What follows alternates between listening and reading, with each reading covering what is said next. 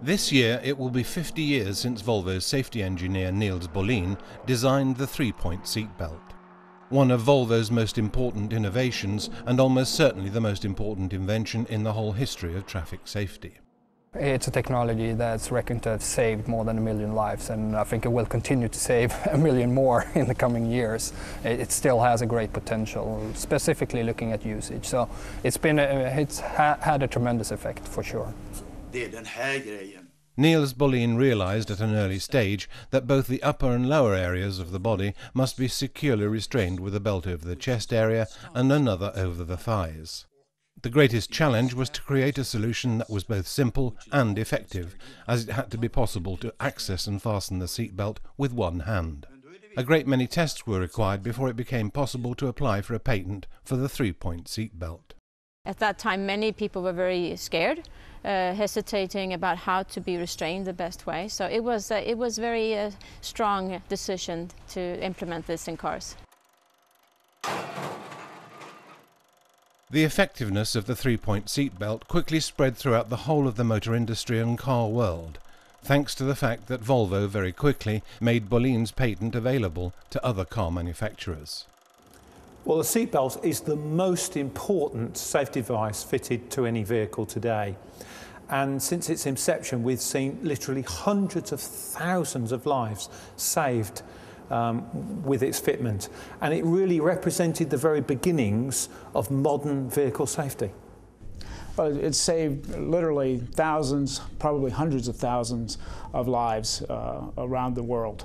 And what's been particularly important about it is it made it easier for people to protect them in cars by one motion. They could buckle up. In the United States now, we're seeing probably 15,000 people a year whose lives are saved just by the act of buckling up their safety belts.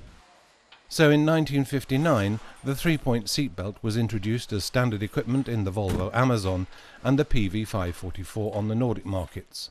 And Volvo thereby became the first car manufacturer in the world to fit seatbelts as standard. To get the message through, to convey the world that this is actually something good, was something that took a lot of effort from Volvo and Niels Bohlin. They did a world tour demonstrating it, they did stunts, they did all these tests, showed all this data, but it took a number of years before the general public and also the different governments around the world were persuaded that this is really a good technology, this is something that we should enforce, which happened during the 70s and 80s. So I think that's a recognition that the working process that Volvo established at that time, that's giving effect. Bohlin's invention was deemed to be so important that the German Patents Office declared it to be one of the 8 patents that have had the greatest importance to mankind over a 100-year period from 1885 to 1985. There are few people who have saved so many lives as Niels Bohlin, and today's traffic researchers absolutely agree.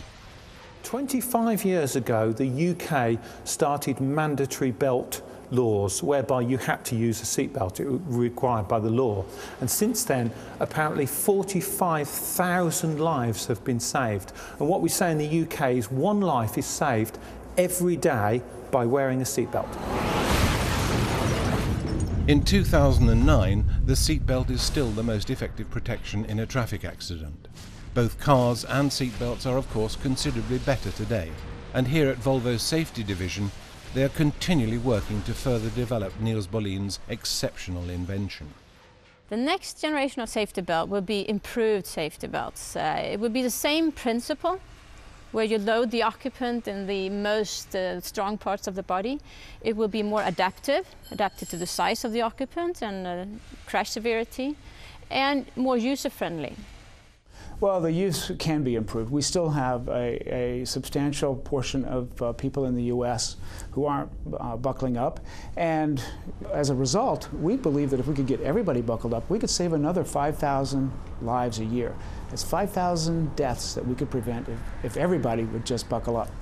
Now, what can we do to achieve that? One of the key things we can do, I think, is to have an effective reminder system in cars, where the car will electronically remind you if you haven't buckled up that safety belt by some noise that you would like to turn off. The other thing in the U.S. we need to do is we need some better laws. The way we've gotten most of our population to buckle up is through safety belt use laws. If you look at a 3-point safety belt 50 years ago compared to a 3-point safety belt today, it's a huge difference. The basic principles are still there. You can put it on using one hand. It has a good geometry. It's holding the upper body, the lower body. But if you look at the specific technologies with pre-tensioners, load limiters, pre-prepared restraints, all of that, there's been a significant development of the safety belt and the restraint itself. And that era will continue. We've been looking at 4-point belts, etc. But whatever we will do, we'll still have those basic principles that were established by Niels Bohlin in 58, 59.